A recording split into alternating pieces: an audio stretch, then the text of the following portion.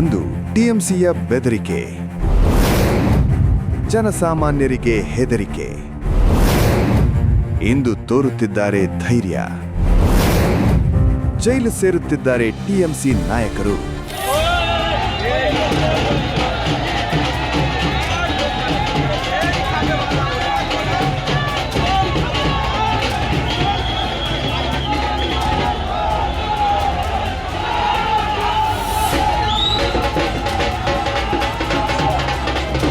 ಈ ದೃಶ್ಯ ಪಶ್ಚಿಮ ಬಂಗಾಳದ್ದು ಅಂತ ನಿಮಗೆ ಥಟ್ ಅಂತ ಗೊತ್ತಾಗ್ಬಿಡುತ್ತೆ.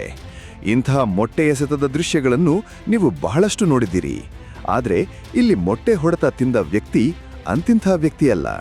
ಮಮತಾ ಆಡಳಿತದ ಅವಧಿಯಲ್ಲಿ ಎಷ್ಟೆಲ್ಲ ದರ್ಪ ಮೆರೆದಿದ್ದ, ಎಷ್ಟೆಲ್ಲ ಕೊಲೆಗಳ ಷಡ್ಯಂತ್ರ ಹೆಣೆದಿದ್ದ, ಎಷ್ಟೆಲ್ಲ ಬಿಜೆಪಿ ಕಾರ್ಯಕರ್ತರನ್ನು ಗೋಡು ಹೊಯ್ದುಕೊಂಡಿದ್ದ.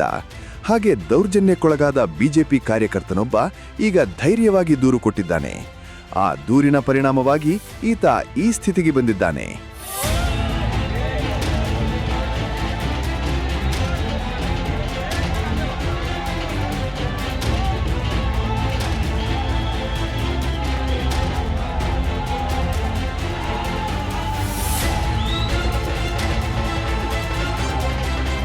क्रिमिनल राज नहीं चलेगा। हमारे घर पे 2021 साल में जो बमबाजी हुआ था, घर तोड़ा गया था, मुझे झूठा मामला पे मुझे जेल खटाया गया था।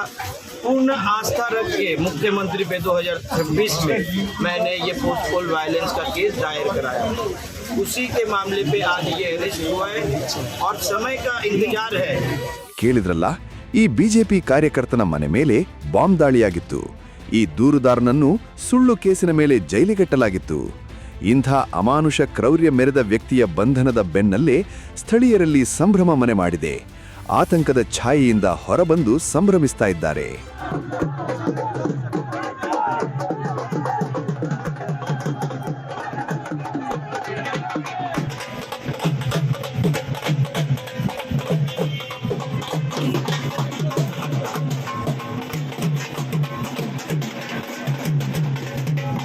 ಈ ಸಂಭ್ರಮಕ್ಕೆ ನೆಪವಾದವನು, ಮೊಟ್ಟೆ ಏಟು ತಿಂದವನು ಬೇರೆ ಯಾರೂ ಅಲ್ಲ, ಟಿಎಂಸಿ ಮಾಜಿ ಶಾಸಕ ನಿರ್ಮಲ್ ಘೋಷ್ ಅವರ ಮಗ ತೀರ್ಥಂಕರ್ ಘೋಷ್.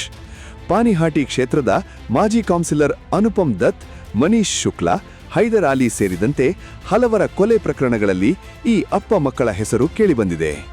ಸದ್ಯಕ್ಕೀಗ ಕೇವಲ ಒಂದು ಪ್ರಕರಣದಲ್ಲಿ ಈತ ಅರೆಸ್ಟ್ ಆಗಿದ್ದಾನೆ. ಇನ್ನು ಮುಂದೆ ಸಾಲು ಸಾಲು ಪ್ರಕರಣಗಳು ದಾಖಲಾಗಲಿವೆ. ಜನರಲ್ಲಿ ಇದ್ದ ಭಯದ ವಾತಾವರಣ ಈಗ ದೂರವಾಗಿದೆ. ಎಲ್ಲರೂ ಸ್ವಯಂ ಪ್ರೇರಿತರಾಗಿ ಬಂದು ಇವರ ವಿರುದ್ಧ ದೂರು ನೀಡುವ ಸಾಧ್ಯತೆ ಇದೆ.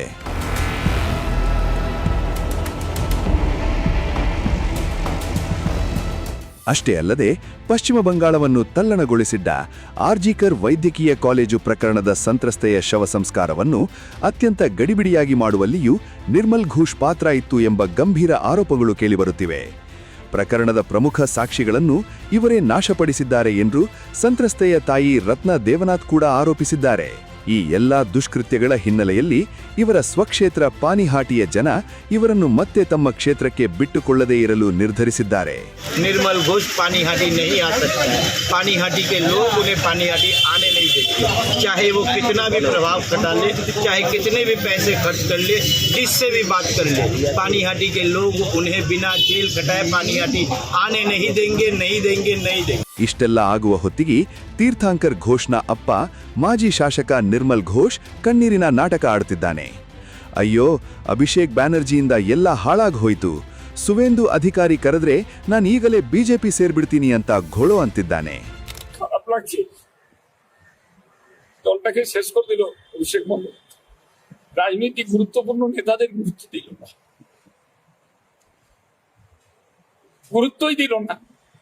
সমস্ত যত নিচে থার্ড গ্রেডের নেতাদেরকে, থার্ড গ্রেডের কর্মীরা যারা কর্মী নয় তাদেরকে ডেকে নিয়ে সব টিকিট দিয়ে শেষ।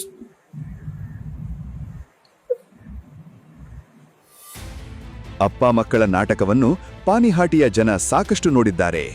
ಆಗ ಹೆದರಿದ್ರು, ಈಗ ಧೈರ್ಯ ತಂದುಕೊಂಡಿದ್ದಾರೆ. ದೌರ್ಜನ್ಯಗಳು ಒಂದೊಂದಾಗಿ ಹೊರಗೆ ಬರ್ತಾ ಇವೆ. ಪ್ರಾಮಾಣಿಕವಾಗಿ ತನಿಖೆಯಾಗಬೇಕು, ದರ್ಪ ತೋರಿದವರಿಗೆ ಶಿಕ್ಷೆ ಆಗಬೇಕು. ಬಂಗಾಳದ ಜನಸಾಮಾನ್ಯರ ನಿರೀಕ್ಷೆಯೂ ಇದೇ ಆಗಿದೆ.